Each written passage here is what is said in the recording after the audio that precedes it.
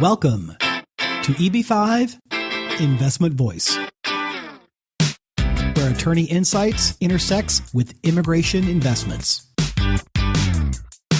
If you are a foreign investor, domestic fund manager, or enterprising entrepreneur and want to get the most out of the EB5 program, you have come to the right place.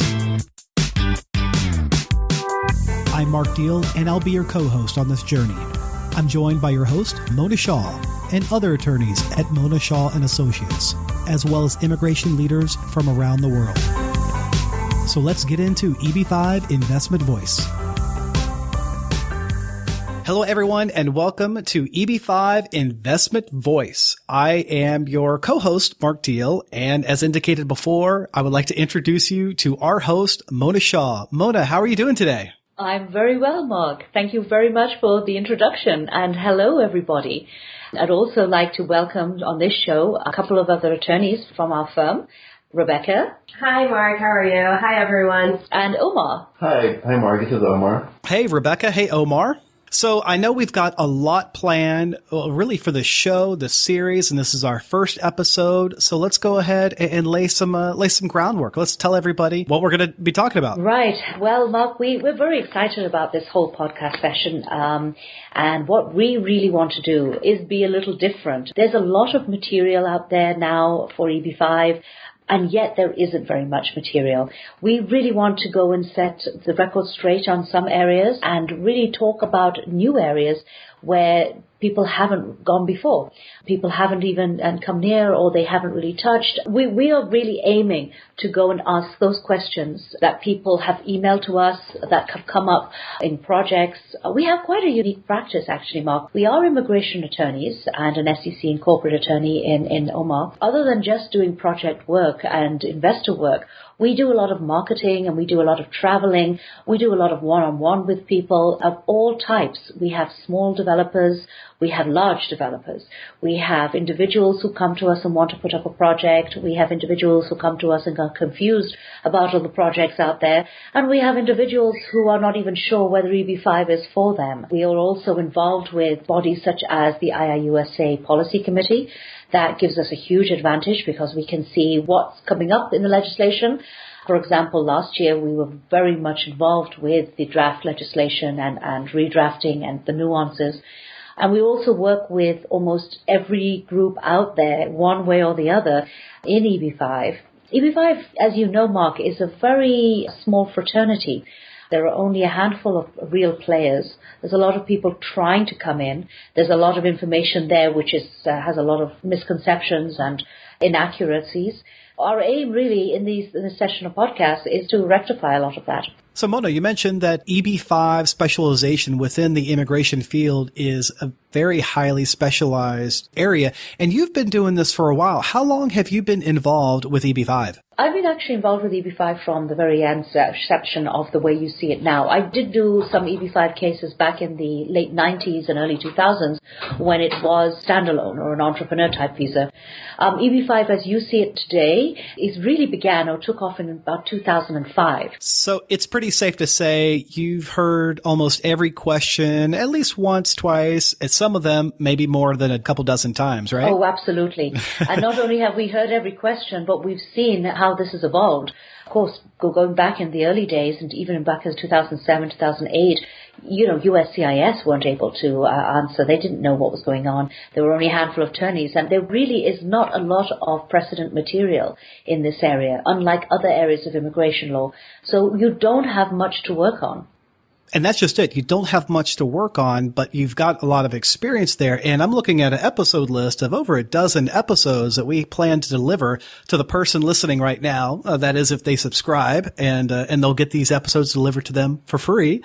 But this is all based off of your experience in the EB5 industry. So it's not something we've just kind of come up with or looked at, different case law, but this is based off your experience and the experience of those at your firm, as well as working with other clients and answering an enormous amount of questions. So we're not just doing this as an academic skill. I mean, this is really based off of what people are asking, and that's the shows that we're doing, right? Mark, we pride ourselves in being practical. We are very much in-your-face attorneys in the sense that we will tell a client or an investor that you don't have a case, or we don't mince words, put it this way. Even though I'm English, it's probably the New Yorker now. I've adopted New York so much. But I have to tell you that we're very excited. We have tried to choose the appropriate person to talk with us on each panel to expand the contents of the podcast and to give the listener a different take really on what we're talking about, because we're not just out there for an investor. We actually are aiming to talk to investors, developers, and even to our legislative folks. And you mentioned you and your attorneys don't mince words. You briefly introduced us to Rebecca and Omar at the top of the show, so let's bring them back. Here we have Omar Hakim. And he has the difficult task of working with a lot of female attorneys. He doesn't really get involved at all with the immigration side because he is purely SEC and corporate. I'll let Omar carry on and describe himself. Excellent. Hey, Omar. Yeah, so as Mona mentioned, I handle all the corporate and securities matters, and the way it's tied in the EB5 is that in order to get the green card, they must make an investment, and as they're making an investment, all these traditional corporate and securities matters come up that more than any other investment. So we have to prepare all the documentation, the operating agreements, business plans, private placement memorandums. And it's really a standard corporate practice with EB5 thrown on top of it, dealing with all the immigration issues and making sure the investments are structured in such a way that if an investor invests in one of these projects, they will get their green card. Mark, the other thing is that we do a lot of co-counseling with attorneys, and we troubleshoot for not just attorneys but for regional centers. We've seen a lot of problematic cases, and we have seen a huge amount of cases come up over the last couple of years which are corporate related, where somebody wants their money out for one reason or the other from a project, but they're stuck because of a certain operating agreement, or rather the developer has been stuck because an operating agreement hasn't been drafted correctly, for example. So there's a lot of practicalities involved, because the one big issue that people forget is that, yes, we're immigration attorneys. EB5 is immigration. The project is a business. A business will continue after a person gets his immigration status. Agreed. And I know Omar is a very popular man. I met him in Washington, D.C. at the American Immigration Lawyers Association. He's an SEC attorney, business attorney, not necessarily immigration attorney, but he was there at the immigration conference. Well, we sent him. We sent him and said, go learn some immigration. Well, I know that, more than one immigration attorney is like, oh, there's an SEC attorney here. Let me pick his brain. And I know he's got a lot of wealth of information to share. I got a chance to chat with him a little bit one-on-one, and I'm excited to bring his voice and his experience on the show here and really let the listener kind of seep some of that in themselves. Right. Just because the investor is investing for their green card doesn't mean they don't have to navigate all the issues they would in any other investment. So it's really important to have someone that understands all the documents that basically signing up to and make sure everything's structured properly. At the end of the day, they can get their money back if the project goes as planned and also get their green card. We have here Rebecca Singh, and Rebecca works primarily on the immigration petitions and project documents. She is somebody also who the clients love to speak to. So she's often the person who will come and say, well, yes, I remember that client. He had this problem. She's everybody's go-to person in our office. Why, thank you, Mona. I just wanted to say that as the immigration attorney, I deal a lot with the investors, as Mona had mentioned, and that not only the investors, but we work with the project developers as well. I work with Omar to be sure that documents are done correctly and that we work with each developer step by step so that in the end, the investors, as he mentioned, will get their green card and will get their money returned. Well, Rebecca, it definitely sounds like you have a difficult job, not only with working with different people inside the firm, but also the different types of people and the different stages and the different understanding they may have with EB5. It's certainly a challenging job. Actually, she does have one of the most difficult tasks, Mark, because most of the time, especially if it's one of those slightly green developer, we give it to Rebecca to deal with, because she's the one who has the patience to slowly explain, no, we need this, no, that's not quite right. Because when we are dealing... I'm laughing because, sorry to interrupt, but I'm laughing because I've had Rebecca, in a very gentle, smiling way, explain a couple things to me in the last year or so. Rebecca regarding EB5, so I'm glad to bring her on the show as well. She's great. Yeah, everybody else gets impatient. We deal with a lot of developers who want to use their own in-house people, and it's very difficult to use it working with in-house people when you're dealing with EB5. So Rebecca's really wonderful explaining issues to these with the developers, as well as some of the important people that you have to use, like accountants and stuff. And a lot of these professionals talk in a different language, and we have to translate that language to something everybody understands. Great. So we have you, Mona. We've got Rebecca and Omar there. And I know we're going to be hearing from at least one other attorney in your firm. We've already talked to a few guests in episodes that our audience is going to be hearing in the near future. But before we get into it, since this is our first episode talking about EB5, perhaps now is a good time to talk about what happened with EB5 in 2015. 2015 was, everybody will say it, the most unique year ever as in EB5 history. Was so active all the way through. Usually at the end of the year or the beginning of the following year, we discuss topics and things that happened the year before, and we have our usual, and we have our list even this year of all the events that happened.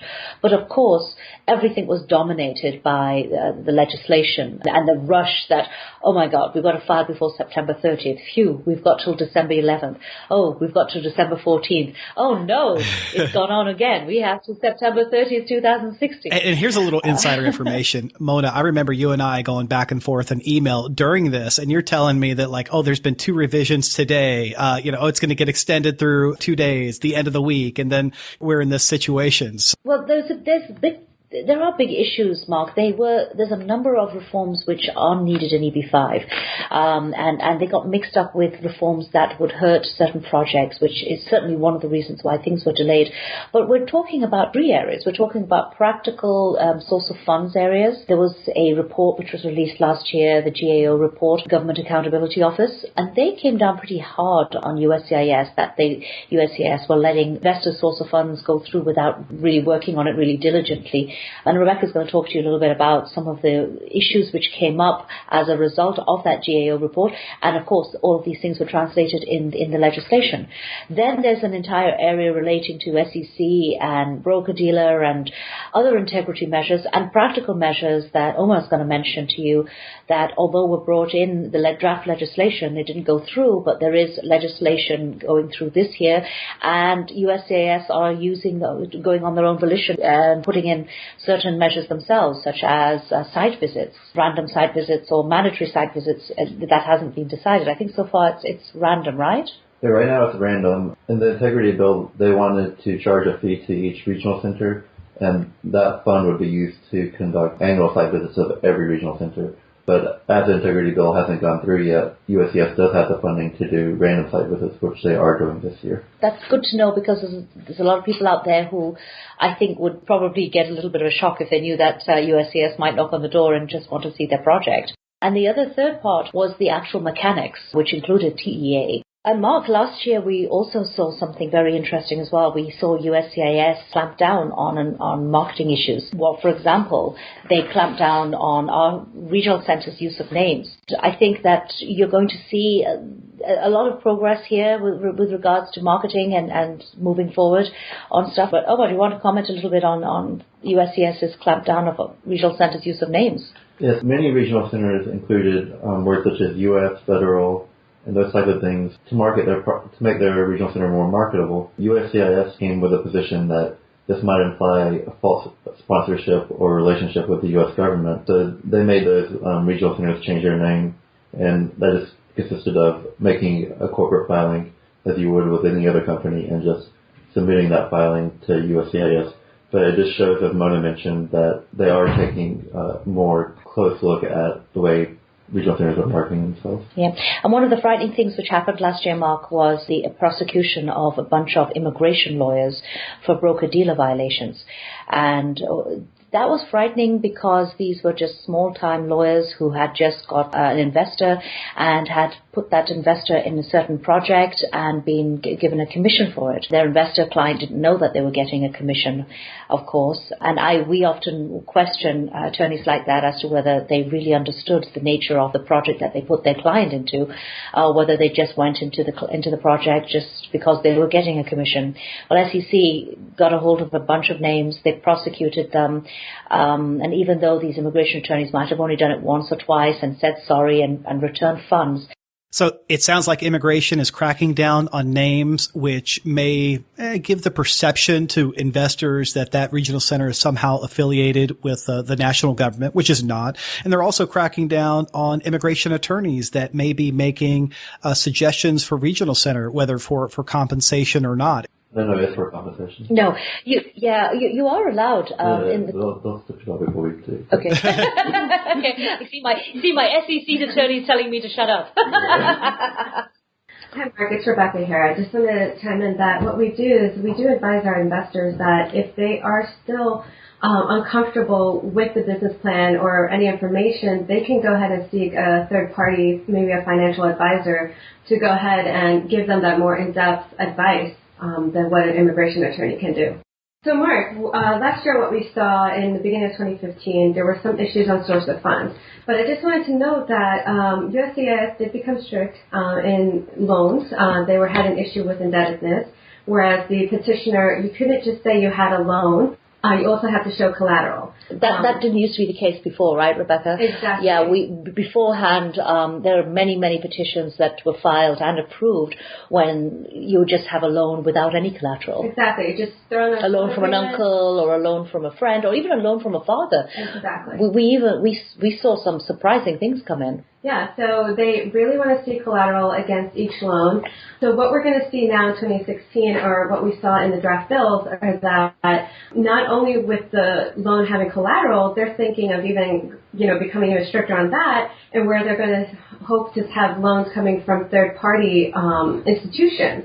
So you're not going to have loans coming from an uncle, a father, any family members. They want to see loans coming from banks or other institutions of that nature. What we're also going to see is that for gifts, a lot of our investors they've received their funds from gifts as well, but they're going to make that a lot stricter as well in the fact that they're going to limit that to immediate families instead of just friends. Well, I think I should just clarify that point. These two issues were in the draft memo from last year, 2015. We think that USCIS might start implementing some of the measures, but not all. Like, for example, they're not going to implement gifts coming from non-family members just yet, unless they're required to by legislation. But that is something coming forward. But that's something that we're seeing that they want to clamp down on. So it's definitely in a state of flux, but it does sound like they're certainly cracking down on regional center names. They're cracking down on the source of funds and how those funds come in and how they're tracked, as well as how attorneys may be compensated for referring various regional centers or not. So it sounds like the EB5. No compensation. Right, no compensation, but they're cracking down on it, is what I'm saying. So it sounds like there's more EB5 oversight than perhaps in previous years. And gosh, wouldn't it be nice if there was a good, perhaps audio resource for people to learn about EB5 information? Hopefully that's what this show will be about. Yeah, well, we're doing our best. Well, Mark, it's not just the oversight. Last year was a big year for issues like retrogression, and we do have a lot of investors who write to us directly and are very confused about whether or not the fact that they ran out of visas for mainland China affects them. Rebecca, don't you agree? Yeah, so just to clarify, we have investors that come from India, Middle East, South America, and they are all questioning about retrogression, but it's important to note that this is just affecting mainland China at this time. So what we saw last year is that to help with the retrogression is that the Department of State, you cannot apply for a visa until your priority date is current. I don't want to go into too much of this, but there is some relief out there for mainland China applicants, especially for those who have children who are aging out. And I should clarify that mainland China does not include Taiwan, Macau, or Hong Kong, just mainland China only. Exactly. So what the Department of State did last year in October with the visa bulletin is that they added a second chart. So even though your priority date is not current, it gives you a chance to go ahead and file your documents. So that way, for instance, if you're going through consular processing, if your application was filed prior to a certain date, you can go ahead and pay your fee bill. You can go ahead and submit your documents, and that helps to lock in the child's age. Unfortunately, for those who are going through adjustment of status, USCIS is not accepting adjustment of status applications for that second date. So you do have to wait for your priority date, which is unfortunate. For most countries, not for most, for almost every country other than mainland China, priority dates are current, which means that as soon as your initial petition, the 526, has been approved, you can immediately apply to get your visa to come into the United States. But along with that, Mark, along with the fact that the issue of retrogression has very much, it's here to stay for a while by the looks of it, unless a lot more visas come out from Congress, the issue of direct jobs and job creation generally had to be addressed. And USCIS has spent an awful long time thinking about this. And then last year they did come out with a draft policy memo, which it looks like they are going to make as law, because we have seen issues on RFEs directly quoting the draft policy memo. And here what they basically stated is that a job, once it's been created, once a permanent position has been created, then that's fine. There is no timeline. You don't have to keep that job open for as long as you are waiting for your visa number to come through. There's no 2-year requirement for that position. But people get a lot of confusion when it comes to job creation. And I could see that confusion for job creation because of the various elements that you've talked about already. And I know we're really going to dive deeper in that when we talk more about the targeted employment areas and really the proper way to do job creation forecasting as well as documentation. That's right. We are going to try and answer questions. We have our own knowledge and our own sources, but when we actually ask a guest speaker, and a guest speaker who does have a huge amount of knowledge in that area, we are hoping that we are going to bring a very different perspective to that particular topic. So obviously there's a lot of topics to talk about with regard to EB5, but, let's not forget who we're really talking to. On this show, we want to speak directly to investors, things that they should be aware of or perhaps look out for. You mentioned project developers, people that are actively creating or managing EB5 projects and funds, as well as the immigration attorneys that represent both the investors and developers, which Mona, I know you and Rebecca and Omar have a lot of experience with, as well as policymakers. I mean, you've been up there on Capitol Hill during this last, we'll say EB5 fiasco and failure to really reboot the EB5 program. Keeping this in mind, what would you like somebody listening to the show to get out of? Mark, I do also teach an online course a few times a year for Baruch College, which is one of the city universities here in New York. And interestingly, I'm getting an awful lot of project developers because EB5 is being cited everywhere now as alternative financing.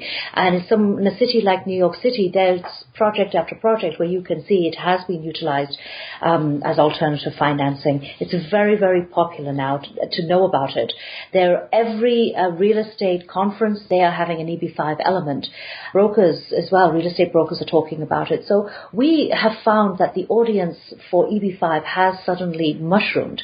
And thank you to social media that we are able to have this type of outlet. It's not just writing. We do a lot of writing, as you know, but I think podcasts bring a different dimension to everything, because some of the people that we have coming on to the show, they may not want to say what they're saying to us in a podcast, and they may not want to put that down in writing. So we can try and sneak some really sort of difficult questions to them. Certainly. And honestly, if anybody on the show talks over my head, I'll certainly jump in and try to clarify, because if I can't understand it, well, the person listening may not be able to either. So, hey, that's my job here. Right. All right. And we also wanted to talk a little bit about marketing as well. There isn't an awful lot there out about marketing, and EB5, really the essential element of EB5 is getting the investor to come into your project, and that is marketing. It's good that everybody understands how marketing works and that developers are realistic. But I have to tell you, Mark, that just a couple of weeks ago, it was announced, USCIS's Chief Nicholas Colucci did an did speak in front of the Senate Judiciary. Close to $9 billion has been invested in EB5, creating thousands and thousands of jobs. This is not a program which can be just left to lapse by Congress. And you can see how developers all over the country are utilizing it in very unique forms. The types of projects that we are seeing vary. There's all kinds of industries coming in, from transportation, of course, real estate, forestry. We even had a gold mine in Alaska. Medical facilities. There's a countless number, of course, franchise restaurants. There's countless types of industries now using EB5. So there's a lot of industries using EB5. There's a lot of people using EB5. There's a lot of jobs created from the EB5 program, and the EB5 program does enable a lot of people to attain residency status and ultimately citizenship if they want, but again, not a requirement. But the EB5 is a popular program, but I think we could all agree it's a necessary one, but it's also necessary to really understand the ins and outs of it, as well as there's a lot of disinformation out there that we hope to clear up on this show.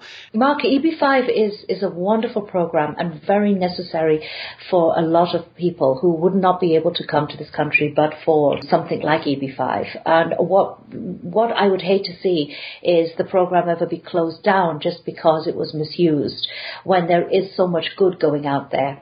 Right, and the important thing to remember is how EB5 became so popular in the first place. When we had this great recession recently, banks and other forms of lenders were just frozen up, not lending money to anybody. Savvy developers found EB5, built the program to what it is, and were able to, keep a lot of economic activity going when there wasn't the banks weren't willing to step in and help them. Right, and Mark, we have projects that would not have got funding but for EB5. Not that they're bad projects, they're great projects, but the type of funding they would probably have got would be venture capital, or vulture capital, as people would say, and they would lose a lot of their equity. EB5 have given opportunities. 2016 is set to be, I wouldn't say a carbon copy of 2015, because a lot of people have learned, but we do know there is another deadline, September 30th.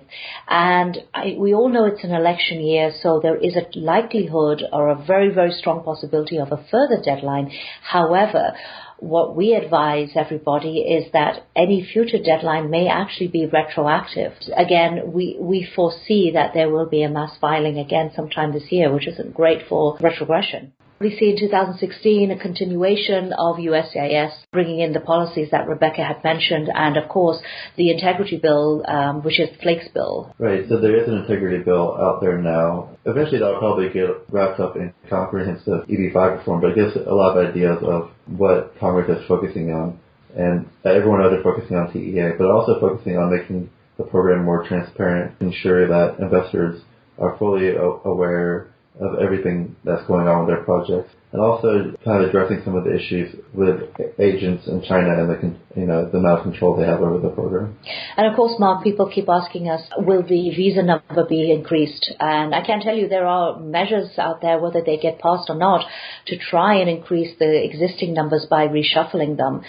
There's 2 or 3 ways that they can be reshuffled, including bringing on old unused visas, as well as perhaps taking the dependents out of the 10,000, which is the current limit there. Yes, EB5 does need reform, and we do need more visas if this is going to continue. And with the speed and the amount of money coming in the EB5 program, I think Congress will take it seriously. A lot of the senators and congressmen have shown a willingness to expand the visas and program generally, as long as the integrity measures they feel are very important are implemented. Right. So that's another reason why it's very important for the EB5 industry to support reform and really get it as soon as possible, because we're not going to see an increase in visa numbers until these issues are addressed that many congressmen feel are very important. So obviously there's a lot of ground that we can be covering and certainly will be covering on the show. But, Mona, as well as Rebecca and Omar, what do you hope that the person listening to not just this show, but the shows coming up, what do you hope that they get out of this? Well, Mark, we are really aiming for a broader understanding of EB5, an education in a way that we can give by choosing the right people to cover for the right topics as much as we can. Right. I think that our plan is to bring in leading people in each specific area of EB5 such as, economists, other attorneys, regional centers, and just provide the cutting edge information that our listeners need to know if they want to get into the EB5, successful project, and also so investors are fully aware of the current state of the EB5 market. Yeah, so to go along with that, we just really want to make sure that our listeners are educated on the EB5 topic, and that hopefully in the future, with the new bills coming out, that they will have a full understanding, and we can have a program that will benefit everyone. Yeah, Mark, Rebecca actually spends an awful long time educating people. Whenever she's on a call, she's talking for about an hour plus most of the time. And I think that when we hear the same questions over and over again, we do realize that there is a need out there to educate. Yeah, not just investors, but the immigration attorneys, the developers, the project managers, and also our congressmen. Sounds great. And I look forward to exploring all these topics and more on this show. Thank you, Mona. Thank you, everyone. Thank you, Mark. Thank you, Mark. Thank you for being with us today on EB5 Investment Voice. The topics presented in this podcast is informational in nature and is not to be taken as specific legal advice. If you have questions on the topics presented in this episode or other investment immigration needs, please contact Mona Shah Associates. Mona and her attorney staff can be reached at mshawlaw.com. That's mshawlaw.com, or call the office at 212-233-7473. Don't worry about trying to write all this down, as it's already embedded in your podcast player of choice. The contact information and other valuable resources can be found there. Now, on this first episode, we touched on a lot of topics of what happened with EB5 in 2015, as well as what could happen in 2016. We touched upon source of funds, target employment areas, Securities Exchange Commission, job creation, denials. All these are going to be coming up in future episodes. In the next episode, we're going to be further exploring the entrepreneur visa. Make sure you don't miss it by subscribing to the podcast. While you're at it, leave us a rating on iTunes. If you really found this episode valuable, share it with someone else that could benefit from this information. Until then, I'll see you on the next episode of EB5 Investment Voice.